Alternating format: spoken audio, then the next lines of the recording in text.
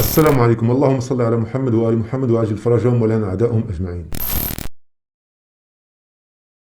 ما عندهم شيء إلا أنه قتل حجر بن عدي، وحجر بن عدي يا أخواني يضخمون منه ويجعلونه صحابيا وهو ليس بصحابي، وحتى لو كان صحابيا فالصحابي ليس فوق شرعة رب العالمين. حجر بن عدي كان صاحب فتنة وكان مثيرا للفتنة ويدعو للخروج على الدولة. حجر بن عدي جلف من أجلاف اليمن، وكل بلد فيه أجلاف، ليس هذا الأمر خاصا باليمن، ولكنه كان جلفا مثل مالك بن الأجرب بن الأشتر. كلهم هؤلاء أجلاف مجرمون ملعونون لعنة الله عليهم، مجرمون ملعونون لعنة الله عليهم وعلى أمثالهم. Güc qüvvət yalnız Allaha məxsusdur. Hücr ibn Ədiyi Malik Əşdəri necə söyüb lənətlədiyini gördünüz? Deyir Hücr ibn Ədi sahabə deyil. Doğrudanmı Hücr ibn Ədi sahabə deyil? Bu mənbəyə baxaq. Hakimin müstədrəki. Hücr ibn Ədiyin, Allah ondan razı olsun, fəzilətlərinin zikri. O, Mühəmmədin, Saravatullahın səhabələrindən uzaq olub. Başqa mənbəyə baxaq. Zəhəbinin Siyəri, cild 3, səhifə 462. Hücr ibn Ədi sahabədir. Peyğəmbərlə görüşüb. Görün haşiyədə nə deyir? Mərc Əzra Diməşqin şimal-şərqində yerləşir. Ondan tərqibən 20 mil aralıdır. Orada səhabə Hücr ibn Ədi, Əl-Kindinin və yoldaşlarının qəbri var ki, onu Müaviyə öldürüb. Abdülbərrin Əl-İstiyab kitabı, səhifə 329. Hücr ibn Ədi fəzilətli səhabələrdən idi. İbn Sakirin Tarix Mədinə Diməşqi, cild 12, səhifə 207. Hücr ibn Ədi Kufə əhlindəndir. Peyğəmbərlə görüşüb. İbn Əsrin Ustul-Qabəsi, cild 1, səhifə 797. Hücr ibn Ədi, o və qardaşı Hani Peyğəmbərlə görüşüb. Deməli, Hücr ibn Ədi səhabədir. Bəs necə bu əzəmətli səhabəni söyüb lənətləyirsən? Amma vəhhabilər onu səhabələrin içindən çıxarmaq istəyir. Deyirlər ki, tabiindir. Belə deyirlər çünki desələr ki, səhabədir, səhabə ədaləti dağıdacaq. Çünki dayıları Müaviyə onu öldürüb. وحتى لو كان صحابيا فالصحابي ليس فوق شرعة رب العالمين.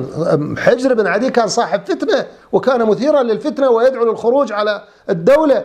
Deyir səhabə də olsa, yəni Peyğəmbərin səhabəsini lənətləyir. Deyir o fitnə sahibi idi. Hakimə qarşı çıxmağa dəvət edirdi. Yaxşı, qoşunla Əliyə qarşı vuruşmağa çıxan Ayşə barədə nə deyirsən? Niyə ona fitnə sahibi deyib lənətləmirsən? Əlini lənətləyib, söyən Müaviyəni niyə lənətləmirsən? O təcavüzkar dəstədən idi və İmam Əli ilə vuruşdu. Peyğəmbərin dediyi kimi Əmmar ibn Yasiri öldürüb. Bax, Səhih Buxari. Deyir, bir kərpiz daşıyırdıq. Əmmar isə 2-2. Peyğəmbər onu görüb üstündən tozu çırpdı və dedi, yazıq Əmmar, onu təcavüzkar bir dəstə öldürəcək. Əmmar onları cənnətə, onlar isə onu cəhənnəmə çağıracaqlar. Deməli, Müaviyənin dəstəsi təcavüzkar olub və cəhənnəmə çağırıb. İmam Əlinin dəstəsi isə cənnətə çağırıb. Peyğəmbərin dili ilə Müaviyə təcavüzkardır.